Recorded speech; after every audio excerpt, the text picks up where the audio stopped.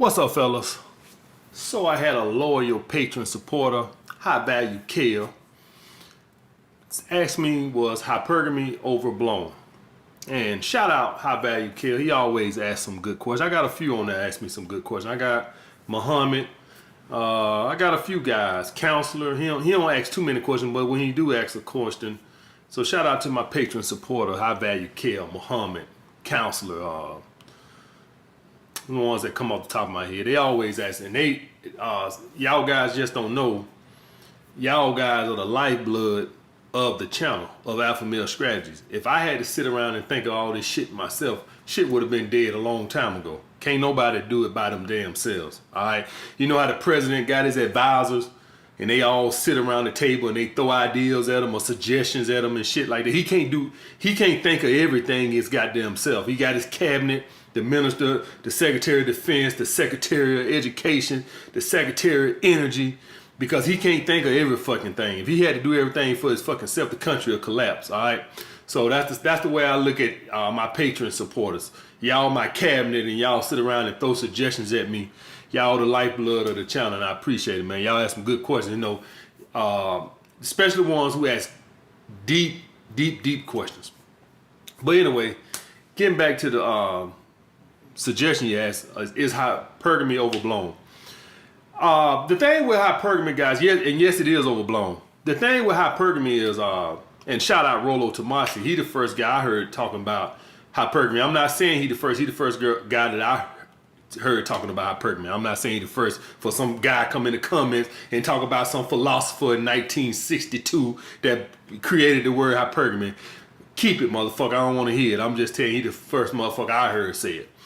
The thing with hypergamy, guys, is if you're an aspiring alpha male, hypergamy does not matter to you. It only matters to beta males and women seeking providers. That's the only time it should matter.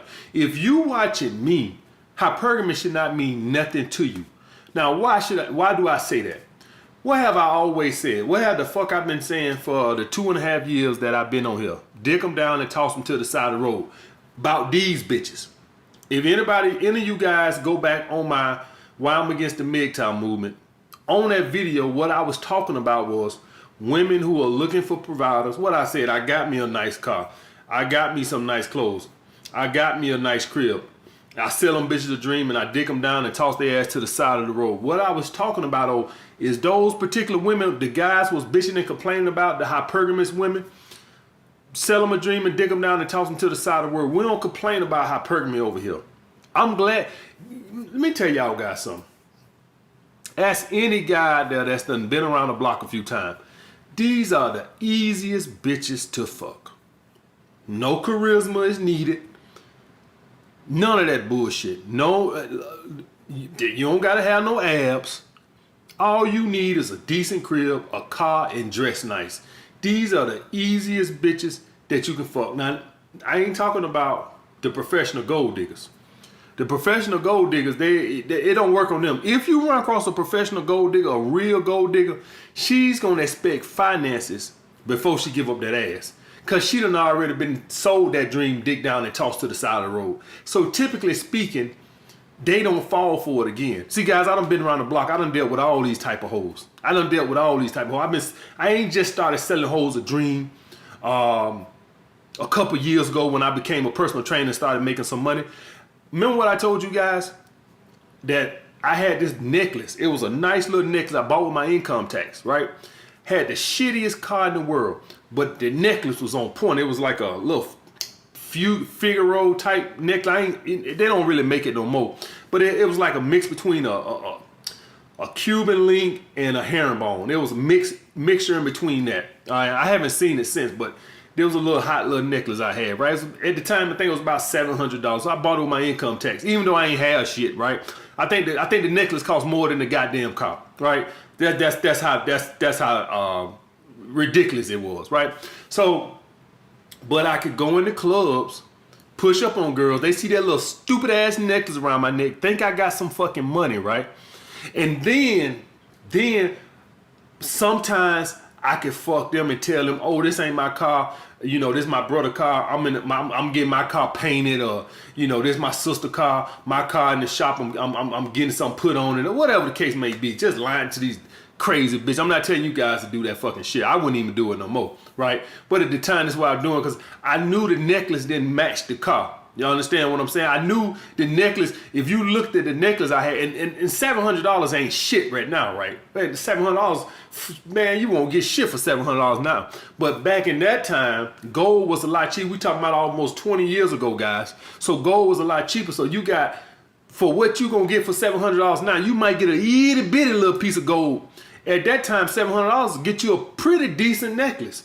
It won't get you shit right now. You get some little skinny old 50 gram bullshit, right? But at that time, you could get something that was worth something. You have a little weight to it.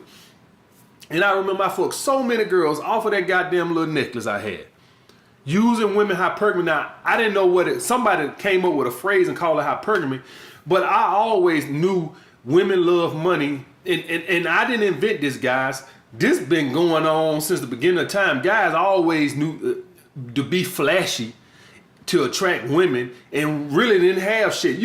I remember seeing guys who had rims, right?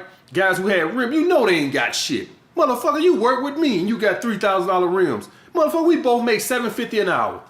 And you out here with $3,000 rims on a $500 Caprice Cutlass.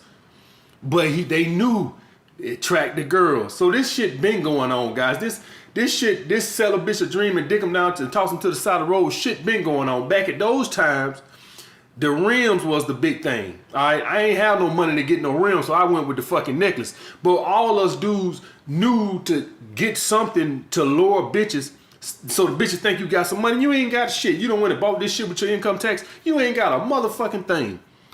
So, guys, hypergamy only pertains when you getting with a girl who you want to get in a relationship with a girl that you know views you as a beta male provider.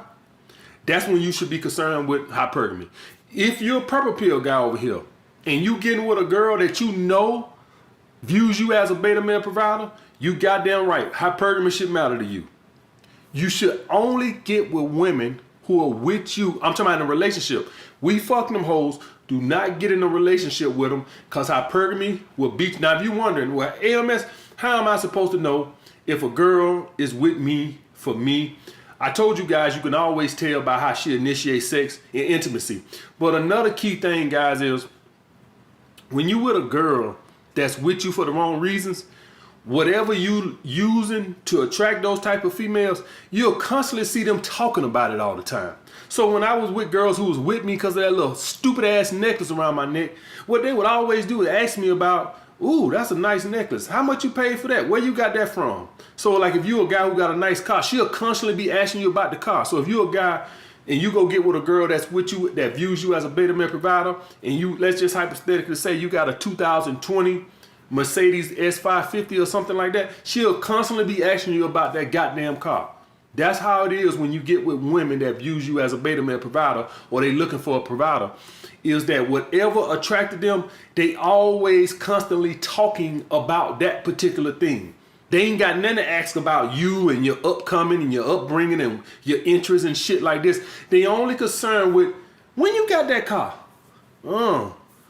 And you know, you didn't think about getting the BM, that's all they talk about, that goddamn car.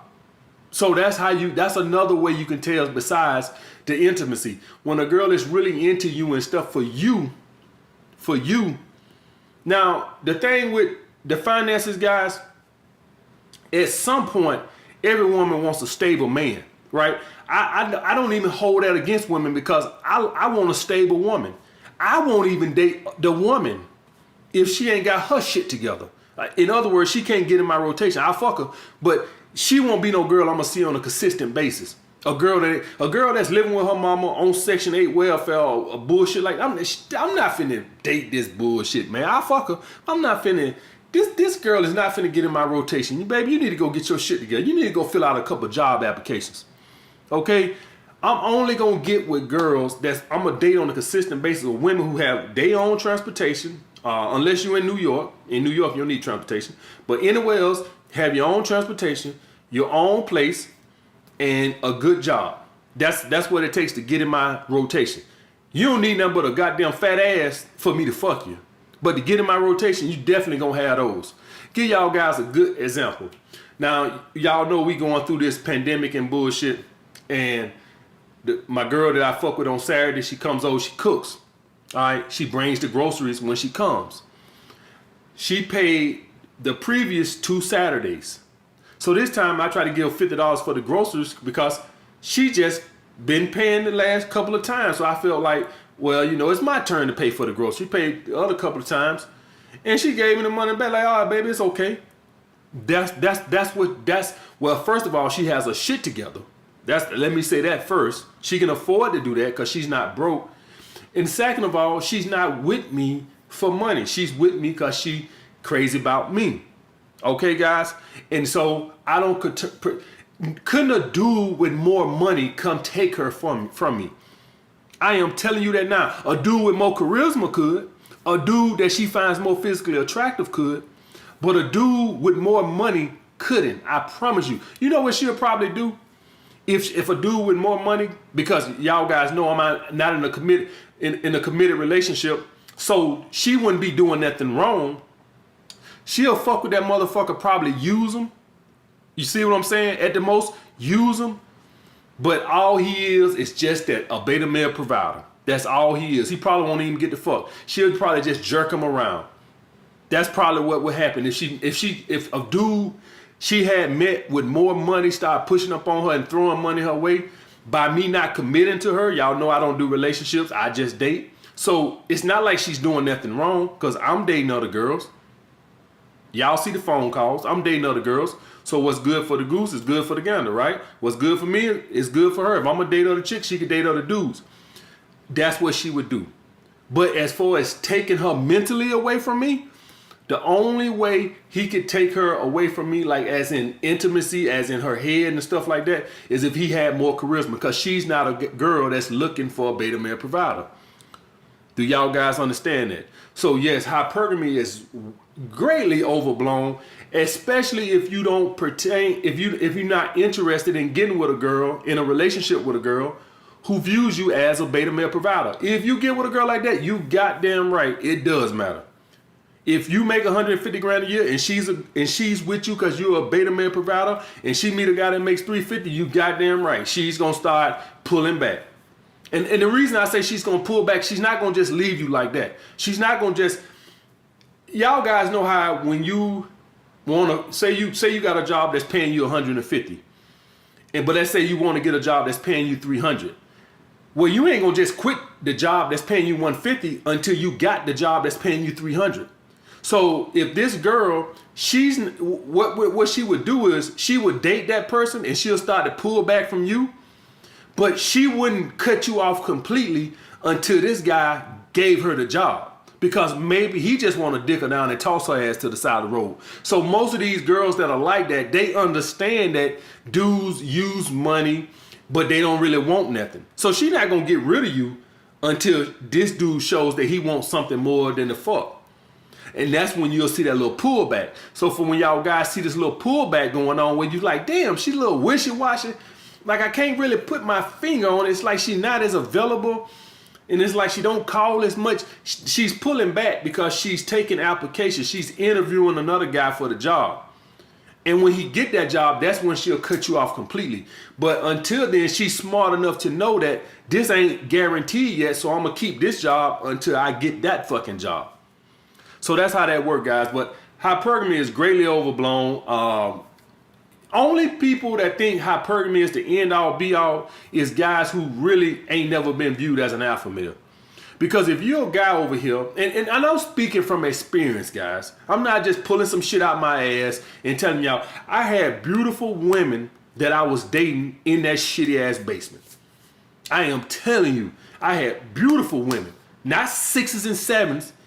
Beautiful women that I was dating in that basement, and they were crazy about me in that shitty ass basement.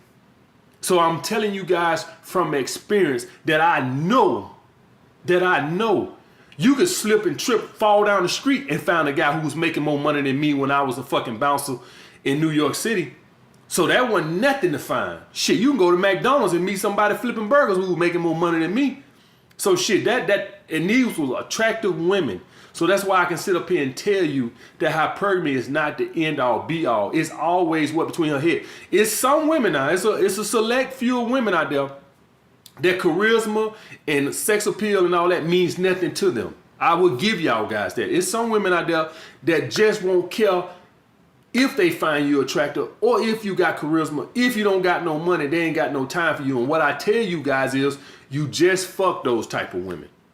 Don't get in a relationship with them. Don't even put them in your rotation. Just sleep with them and keep it moving. All right, guys. So that's what I got to say about that. But yes, hypergamy is greatly overblown. It only pertains to beta male providers. It don't pertain to none of us, guys.